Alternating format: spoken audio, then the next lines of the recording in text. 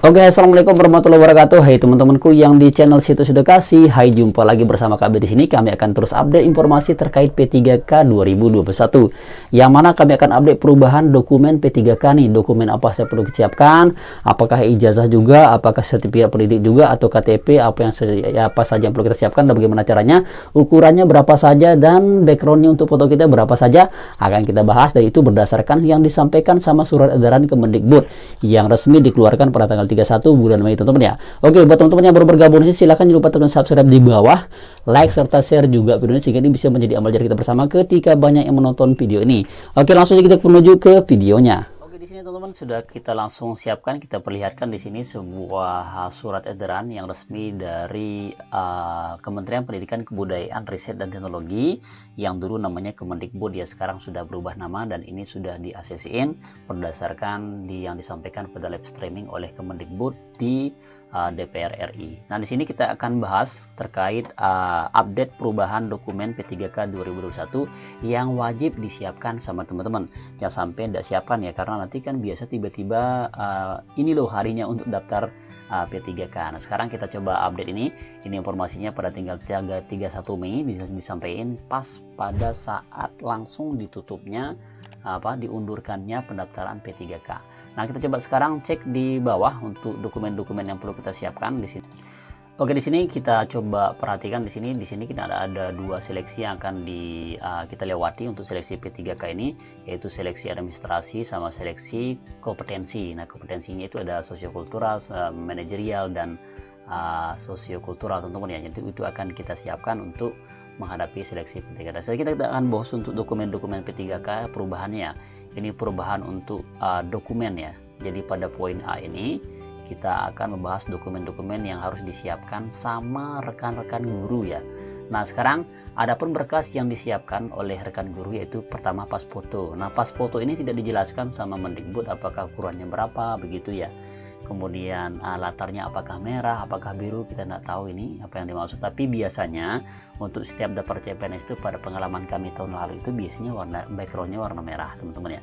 Nah, kemudian teman-teman menggunakan dasi, intinya pada fotonya itu agak resmi gitu teman, agak formal begitu, itu aja sih intinya. Jadi teman tidak usah bingung nih masalah backgroundnya. Kemudian ukurannya berapa mas? Nah, ukuran, jadi solusinya karena di sini tidak dijelaskan ukurannya, jadi siapin aja nih dua ukuran. Yang pertama ukuran 3x4, kemudian 4x6. Itu biasa digunakan nanti karena kami berpengalaman sudah 3 tahun untuk daftar CPNS.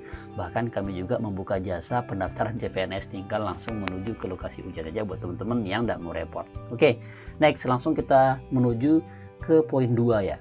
Nah, poin 2 ini scan kartu tanda penduduk. Nah, di sini banyak sekali yang bertanya pada channel ini menyatakan bahwa Bang, apa sih yang kita scan untuk KTP kita itu? Apakah dua-duanya nih yang depan sama belakang?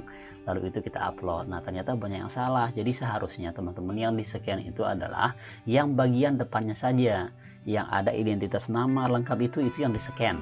Kalau yang belakang itu enggak usah, teman-teman ya. Jadi itu di scan, kemudian di crop tepat dengan sesuai dengan ukuran daripada KTP-nya itu lalu diupload dengan maksimal ukurannya itu 1 MB. Jangan sampai di bawah 1 MB, apalagi kalau lebih dari 3 MB itu kadang-kadang itu yang membuat dia tertolak dan tidak bisa diterima saat daftar dan buat akun untuk P3K nanti. Jadi itu ya, jadi KTP-nya harus di depan, itu disiapin. Nah, kemudian Bang, bagaimana kalau saya belum memiliki KTP buat anak-anak SMA nih yang mau daftar nih? Nggak bisa. Bisakah kita menggunakan kayak surat keterangan sudah rekaman? Tidak bisa, teman-teman ya. Jadi harus real menggunakan KTP elektronik yang asli, dan dia jangan sampai fotonya itu blur, jadi harus jelas itu, teman-teman ya. Oke, jangan sampai gagal untuk kali ini. Next, kita lanjut ke poin yang ketiga, teman-teman ya. Nah, scan ijazah dan transkrip nilai pada jenjang S1 dan D4. Nah, teman-teman, dulu itu kita hanya men-scan dan mengupload ijazah saja. Sekarang ini diupdate lagi nih, transkrip nilai. Berarti dalam satu file itu ada dua nih, ada dua tampilan nih. Pertama ijazah, kemudian transkrip nilai. Nah, biasanya pada transkrip nilai itu kan ada 2 halaman nih. Ini yang bikin bingung ya. Ada halaman depan, kadang kan tidak muat di halaman depan itu, sehingga di belakang juga ada tampil. Nah, cara nyekennya itu dibolak-balik, teman-teman.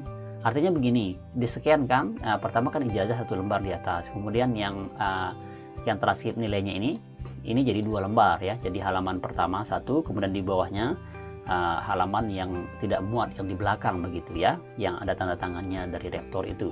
Nah, sehingga menjadi 3 halaman.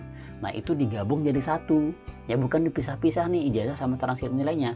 Banyak yang salah itu dipisah teman-teman, tapi ini digabung.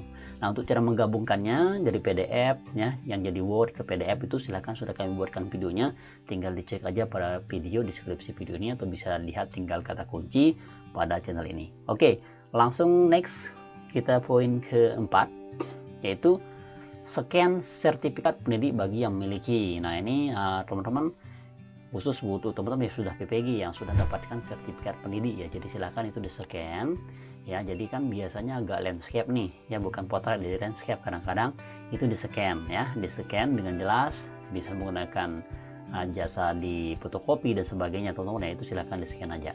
Oke, kemudian bagi pendaftar penyandang disabilitas menambahkan, ini khusus buat penyandang disabilitas nih ya, rekan-rekan penyandang disabilitas, silakan ada 2 poin yang perlu disiapkan di sini, yaitu pertama harus disiapkan adalah surat keterangan penyandang disabilitas dari rumah sakit ya, bukan surat keterangan sehat nih, tapi surat keterangan bahwa Anda penyandang disabilitas. Itu dibuktikan dengan stempel kepala rumah sakit maupun puskesmas. Nah, kemudian poin yang kedua, jadi ini harus membuat video pendek ya. Jadi Anda sebagai penyandang disabilitas harus membuat video pendek kegiatan Anda sehari-hari nih, menjalankan tugas sebagai pendidik. Misalkan teman-teman ketika berjalan ke sekolah ya, misalkan menggunakan kayak sepeda motor yang banyak 3 rodanya, itu silahkan itu minta di videoin aja nih ya, diambil dari rumah, pas keluar rumah sedikit diambil, nanti pas di jalan sedikit diambil, kemudian pas ngajar sedikit, pas masuk ruangan sedikit, pas ngajar sedikit, itu sehingga dia menjadi 1 menit. Jadi yang video pendek singkat itu kategorinya yang setahu saya itu adalah 1 menit teman-teman ya, di bawah 2 menit intinya ya, di bawah 2 menit. Jadi video pendek, short video begitu, jadi dibuat 1 menit sesingkat mungkin, itu yang diupload. Karena nanti kalau buatnya 5 menit itu nanti pas ngupload validasinya di portal SSC SNP3K itu agak berat, dan itu menyebabkan teman-teman itu gagal, bahkan sampai galau seperti itu. Jadi ini adalah berkas-berkas atau dokumen-dokumen yang diupdate sama perubahan P3K untuk dari Kemendikbud Bapak Nadiem.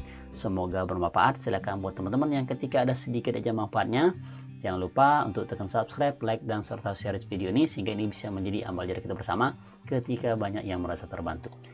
Dan buat teman-teman yang mungkin ada pertanyaan yang belum dipahami ya, mungkin ada kendala-kendala atau hal-hal yang masih belum dimengerti terkait seleksi P3K ini, silakan tinggalkan di kolom komentar, nanti kami coba bantu jawab dan kami kasih berdasarkan apa yang sudah kami dapatkan atau informasi. Nah, kemudian di sini sudah ditandatangani sama Direktur Jenderal bahwa ini loh surat edaran yang terbaru yang tepat pada tanggal diundurkannya seleksi P3K, yaitu 31 bulan Mei ya. Sebenarnya kan tanggal 31 itu pembukaan pendaftaran, tapi diundurkan. Oke, dan buat teman-teman yang ingin mendapatkan file ini, silakan minta atau tinggal klik di link deskripsi video ini. Thank you, terima kasih, sekian. Wassalamualaikum warahmatullahi wabarakatuh.